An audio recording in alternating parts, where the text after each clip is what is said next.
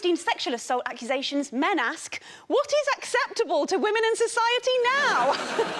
Sociologist Carol Ann Peterson says in the article, for generations, MASH has been etched into our hearts. A brilliant blend of laughter and tears, a timeless escape into the chaotic world of the 4077. But what if I told you that beneath the surface of this beloved classic, there were uncomfortable truths, hidden tensions, and even shocking revelations that have remained largely unseen for decades? This isn't about some Hollywood conspiracy, but about the deeper, more human scandals that shaped the show and reflect the changing world we live in. Let's take a look at MASH with fresh eyes. You're about to discover the shocking MASH scandal that was covered up for years, the enduring legacy and uncomfortable gaze of the 4077. When we utter the name MASH, a cascade of memories, emotions, and iconic images floods our minds. It's not just a television show, it's a cultural touchstone, a masterclass in blending acerbic wit with profound human tragedy. For 11 remarkable seasons from 1972 to 1983, this intrepid ensemble took us to the heart of the Korean War,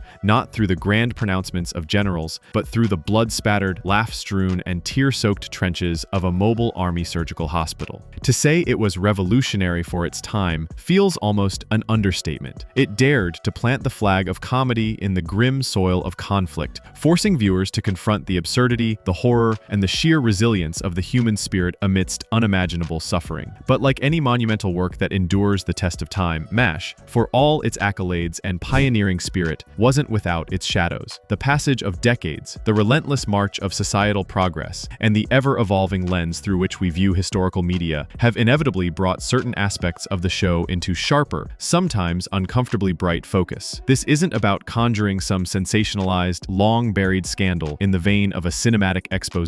No, the secrets of MASH are far more subtle, more human, and arguably more deeply unsettling. They reside in the complex web of behind-the-scenes tensions, the creative clashes that forged its unique identity, the changing societal norms that now cast a critical light on older content, and the deeply personal struggles that simmered among its talented cast and dedicated crew. These aren't cover-ups in the malicious, conspiratorial sense. Instead, they are the uncomfortable truths that were always present, woven into the fabric of the show, yet perhaps not explicitly highlighted or perceived differently at the time. What was once accepted as commonplace or even progressive has, with the benefit of hindsight and evolving moral compasses, become glaringly apparent years later as perspectives shifted. MASH, in this sense, becomes a powerful mirror, reflecting not just the war it depicted, but also the cultural landscape of the era in which it was created, exposing both its brilliance and its inherent limitations. The shifting sands of humor and morality, when comedy collides with changing sensibilities. Let's begin at the very core of MASH's early identity, its humor and its setting. The show carved out its niche by juxtaposing the gallows humor necessary for survival in a war zone with the stark realities of surgery and death. It was a bold experiment, attempting to find levity in the abyss. However, in its formative seasons, particularly before the arrival of a more somber, character-driven narrative, MASH leaned heavily, perhaps too heavily, into the comedy aspect. And it is here that some of its most jarring elements, from a contemporary standpoint, begin to surface. A significant and now widely critiqued facet of the early show's dynamic revolved around the antics of Hawkeye Pierce and Trapper John McIntyre. Their modus operandi often involved a relentless, almost predatory pursuit of the nurses stationed at the 4077. Back then, this was largely played for laughs, framed within the dismissive, often problematic trope of boys will be boys. The underlying assumption was that these were harmless hijinks, a natural byproduct of testosterone-fueled young men trapped in an isolated, high-stress environment. Yet, a reevaluation of those early episodes through a modern lens reveals a deeply uncomfortable truth. Much of what was presented as flirtation or playful mischief veered uncomfortably close to and frequently crossed the line into outright sex. There are numerous instances where nurses explicitly stated no, demonstrated clear nonverbal cues of discomfort, or outright rejected advances, only for Hawkeye and Trapper to persist, their efforts framed by the laugh track as amusingly rogue. This wasn't an isolated incident or a minor oversight. It was a recurring thematic element that contributed to the perceived charming roguishness of the lead characters. The power dynamics were stark. Male surgeons, often in positions of authority, relentlessly pursuing female nurses, who, despite their professional roles, were often portrayed as little more than objects of desire or frustration. The character of Major Margaret Hot Lips Houlihan serves as the most poignant and perhaps most tragic example of this pervasive objectification. Her very nickname, a crude reduction of her professional and personal identity to a physical attribute, was indicative of how she was initially perceived and, by extension, portrayed by the male characters and, regrettably, by the show itself. In those initial seasons, Margaret was a frequent target of both objectification and outright disrespect. Her authority as a highly competent head nurse was routinely undermined, her personal life scrutinized and mocked, and her attempts at professionalism often met with derision. While her character thankfully underwent a profound and necessary evolution over time, becoming more three-dimensional, earning the respect of her colleagues and the audience, and evolving into a strong, independent woman, those early portrayals remain a stark reminder of how deeply pervasive sexism was, even within a show lauded for its progressive stance. Every speech I'm up now, it's the bow ideas, Jeezy's tanning Mike today. It's a skip, you. This wasn't some hidden secret. It was overtly broadcast, yet largely accepted as the norm for television at the time. The cover-up, if one could even term it that, was less about deliberate concealment and more about a societal blindness to these issues, a collective inability to recognize and label such behavior as problematic, rather than a malicious act by the show's creators to hide something nefarious. Beyond the specific interactions centered on MASH also grappled with, and at times seemingly normalized, the pervasive theme of infidelity. In the chaotic, high-stakes environment of the 407th, where life was fleeting and traditional societal structures seemed distant, extramarital affairs were presented as a common, albeit often regrettable aspect of coping. Frank Burns, a character designed to embody hypocrisy and moral weakness, was openly and notoriously cheating on his wife, Louise, with Margaret Houlihan. Their affair, a constant source of humor and drama, underscored Frank's moral failings, but Margaret, despite her intelligence and military bearing, was consistently portrayed as a willing participant in this forbidden relationship. This dynamic, while providing fodder for comedic situations, also painted a picture where marital fidelity seemed a secondary concern for characters who were otherwise presented as professionals. However, the infidelity wasn't solely confined to the morally dubious Frank and Margaret. Even the beloved and ostensibly more morally upright Colonel Henry Blake was shown engaging in extramarital affairs. At one point, he even contemplated leaving his wife for a younger mistress, a storyline that, while brief, added another layer to the complex moral landscape of the camp. Trapper John, despite his frequent lamentations about missing his wife and family back home, was almost constantly involved in flings with nurses at the camp. His character was designed in part to be Hawkeye's partner in crime, and this extended to their shared womanizing tendencies. This pervasive theme of married characters engaging in affairs was often presented as just another aspect of life in the chaotic environment of the 407th, a kind of coping mechanism for the immense stress and emotional isolation of war. Crucially, it wasn't consistently judged harshly by the narrative, at least not in its early iterations. It simply, quote, was a fact of their existence, framed as a grim but understandable reality. This portrayal highlights a different kind of, quote, harsh reality that might be profoundly shocking to modern viewers who expect a clearer, more consistent moral compass from characters they are meant to root for and empathize with.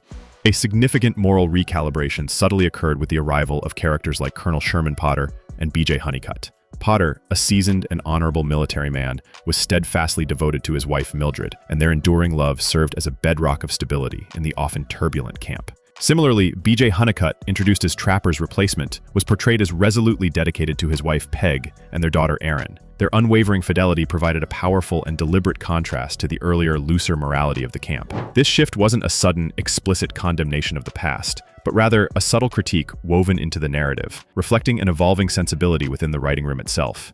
The rampant infidelity wasn't a, quote, scandal hidden away. It was part of the show's narrative fabric, but its implications and the way it might be viewed retrospectively have certainly undergone a profound transformation.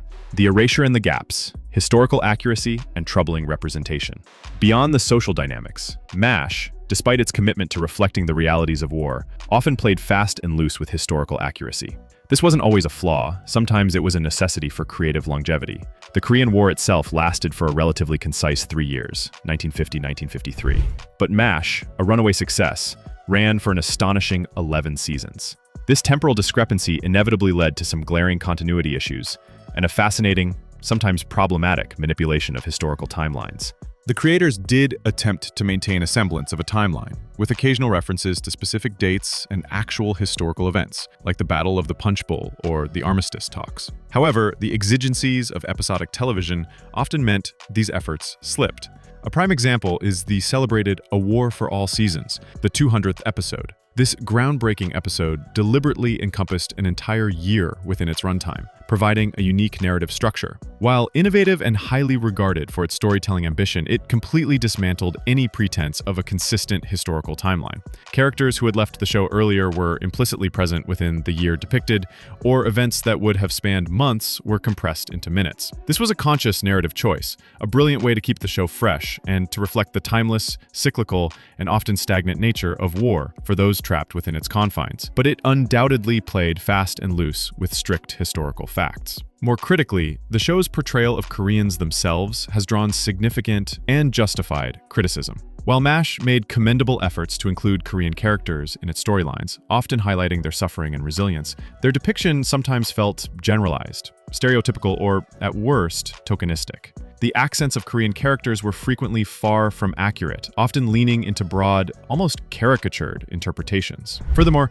the nuances of Korean culture were occasionally flattened or presented through a Western gaze that lacked genuine depth or understanding. While the show certainly aimed for empathy, the execution could sometimes fall short of authentic representation. Perhaps the most jarring and regrettable misstep in this regard was the decision in early seasons to write out a black surgeon character, Nurse Jones. The justification provided at the time was historical accuracy, with the claim that there were no African-American surgeons serving in the Korean War. This assertion was later proven to be unequivocally false. There were indeed black surgeons and black service members across various roles, serving with distinction during the Korean conflict. This decision to remove an inclusive character based on an incorrect and easily disproven claim of historical accuracy stands as a significant point of contention in the show's production history regarding diversity and representation. It wasn't a scandal covered up in the traditional sense, but it certainly reveals a regrettable stumble for a show otherwise celebrated for its progressive stance against the absurdity and injustice of war. It's a moment where the show's internal logic and commitment to truth faltered, raising questions about unconscious biases or simply insufficient research at the time. The unseen battles, cast departures, and creative tensions. Perhaps some of the most enduring secrets or controversies of MASH stem not from grand conspiracies, but from the intense, often turbulent, behind-the-scenes dynamics of the cast and crew. While the on-screen chemistry was undeniable, forming the bedrock of the show's unprecedented success, the reality off-camera was far from a smooth, harmonious symphony. MASH famously endured significant changes to its main cast throughout its lengthy run, a phenomenon that, for almost any other sitcom, would be a death knell. Yet MASH, in its unique and constantly evolving narrative setting, remarkably managed to thrive and even deepen. However, the reasons for these significant departures often reveal underlying tensions, creative frustrations, and personal ambitions that painted a far more complex picture than what viewers saw on their screens. Let's unpack some of these pivotal exits. McLean Stevenson's departure, the shocking demise of Colonel Blake. McLean Stevenson, who portrayed the lovable, often bumbling, but ultimately deeply human Colonel Henry Blake, was one of the first major cast members to bid farewell. His exit, culminating in the truly shocking and heartbreaking news of Henry's death in a plane crash in the finale of Season 3, Abyssinia Henry, remains one of the most iconic and emotionally devastating moments in television history. But why did Stevenson choose to leave a massively successful show? Reportedly, Stevenson felt increasingly marginalized and playing second fiddle to Alan Alda's burgeoning prominence as Hawkeye Pierce. He yearned for opportunities to establish himself as a leading man in his own right, to escape the shadow of being part of an ensemble. This was a calculated career risk that, unfortunately for Stevenson, didn't pay off in the long run, as his subsequent projects, like The McLean Stevenson Show and Hello Larry, failed to achieve anything near the success or critical acclaim of MASH. The show's producers, in a move that was both creatively bold and arguably manipulative, decided not only to write him out, but to kill off his character. This was a deliberate choice designed to prevent any possibility of his return, and, more importantly, to create an unparalleled emotional impact that would underscore the devastating and arbitrary nature of war. The news of Henry's death was kept secret from most of the cast until the last minute of filming, specifically to elicit authentic, unscripted emotional reactions, particularly from Alan Alda. This was not a cover-up of wrongdoing, but a deliberate, almost theatrical creative decision to maximize dramatic effect, a testament to the show's willingness to push boundaries even in moments of profound sadness. Wayne Rogers' exit, the battle for balance. Wayne Rogers, who famously brought to life the dry-witted and equally mischievous Trapper John McIntyre, also left the show early. after season 3. His departure was arguably even more contentious and legally fraught than Stevenson's. Rogers famously never signed his full contract with 20th Century Fox Television, a shrewd, albeit unusual move that granted him significant leverage. His primary frustration stemmed from the evolving dynamics of the show's central duo. Trapper John was initially envisioned as Hawkeye's intellectual and comedic equal, a true partnership in medical brilliance and rule-breaking. However, as the series progressed, and particularly with Alan Alda's growing influence and the writer's increasing focus on Hawkeye's character arc, Rogers felt that Trapper was increasingly overshadowed, reduced to little more than a sidekick. He reportedly felt his character had lost his unique identity and voice. This perceived imbalance led to significant clashes with the production team, particularly with the executive producer, Gene Reynolds. Unable to find common ground or secure the creative parity he desired, Rogers eventually walked away, leading to his character's abrupt departure, unceremoniously written out as having received his discharge papers without a farewell scene. The tension surrounding this exit wasn't entirely hidden from industry insiders, but the intricate legal and creative battles that defined it certainly weren't front-page news for the general public. Larry Lynville's search for depth, Frank Burns' creative dead end. Larry Lynville, who indelibly portrayed the exasperating, self-righteous, and perpetually mocked Major Frank Burns, departed after season 5. Lynville's reasons were largely driven by artistic frustration. He reportedly felt his character had reached a creative dead end. Frank Burns was, by design, a caricature, a static foil for the more nuanced, evolving characters like Hawkeye and BJ. He was a symbol of military bureaucracy and moral hypocrisy. And while brilliantly performed, Lynville yearned for a role with more depth, more growth potential, and less comedic one-dimensionality. He saw no viable path for Frank to evolve without fundamentally changing the character's core identity, which the writers were unwilling to do. So he made the difficult professional decision to leave, seeking roles that would challenge him more broadly as an actor. This was not a scandal in the scandalous sense, but certainly a significant behind-the-scenes event driven by a performer's pursuit of creative fulfillment.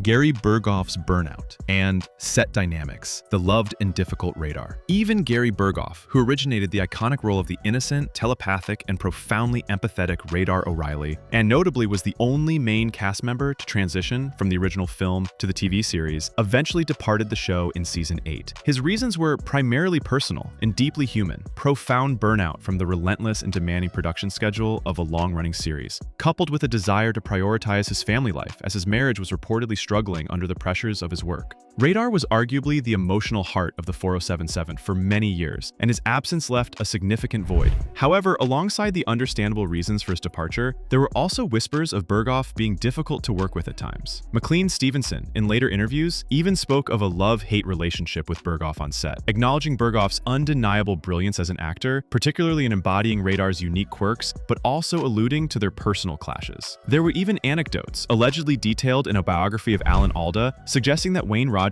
once became so exasperated with Burgoff during a contentious moment that he threw a chair. While such incidents are often exaggerated in the retelling and form part of the lore of any long-running production, they certainly point to the very real stresses, intense emotional demands, and personality clashes that can inevitably occur when a group of talented individuals works intensely together under immense pressure for over a decade. These weren't covered up in the sense of being actively suppressed by a grand conspiracy, but they were certainly internal matters, the private struggles and occasional blowups of people navigating challenging circumstances, and they weren't publicly broadcast in real time. The Alda effect, creative control, and shifting tones. Speaking of Alan Alda, his increasing influence on the show's creative direction was another significant and undeniable behind-the-scenes dynamic that shaped MASH's evolution. As the series progressed, Alda, already a prominent and respected actor, took on more and more responsibilities, expanding his role to include writing and directing multiple episodes. He ultimately became the only person to win Emmys for acting, writing, and directing on the same show for MASH, a testament to his multifaceted talent and dedication. While this expansion of artistic control undoubtedly contributed contributed to MASH's remarkable evolution, transforming it from a lighter, more slapstick comedy into a more dramatic, poignant, and philosophically introspective exploration of war, it also inevitably led to some internal friction within the cast and crew. Some cast members reportedly felt that as Alda's influence grew,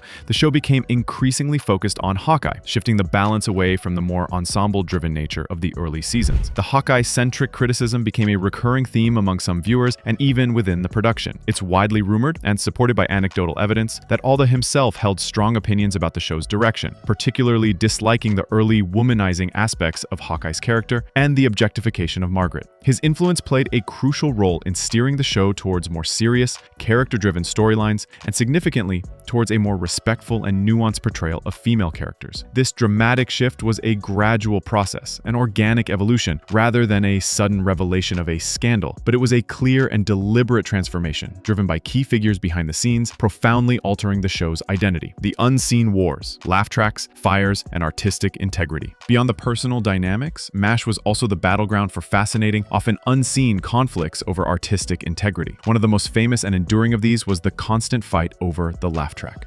The show's visionary creators, Larry Gelbart and Gene Reynolds, fiercely opposed the inclusion of a laugh track, believing it fundamentally undermined the serious, often harrowing nature of the war setting. They felt that pre-recorded laughter trivialized the grim realities depicted on screen. However, CBS, the network, staunchly insisted on it, a common and virtually mandatory practice for sitcoms at the time, believing it was essential for audience acceptance and identification of the show as a comedy. A compromise born out of necessity was eventually reached. No laugh track would be used during operating room scenes, specifically to preserve the gravity and intensity of those moments. As the series matured and its themes deepened into more dramatic territory, the laugh track became less prominent, almost fading into the background, and eventually disappeared entirely in many scenes, particularly in the later seasons. This was a quiet but profound victory for artistic integrity, a subtle yet persistent pushing back against network demands that highlights the constant tension between creative vision and commercial pressures.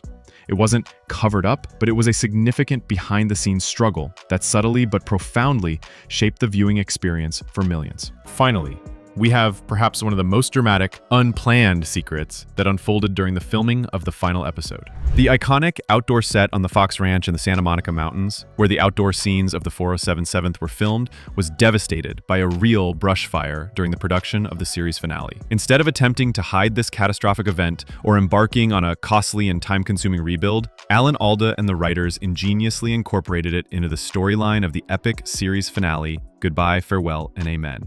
The characters return to find their beloved camp destroyed by the fire, providing a poignant and deeply symbolic metaphor for the ending of an era, for the destruction and rebirth that war brings. This was a truly shocking real-world event that, far from being buried, was bravely and brilliantly embraced, transformed into a powerful and unforgettable part of the show's narrative. Thank you for joining us on this journey through the untold layers of MASH. We will see.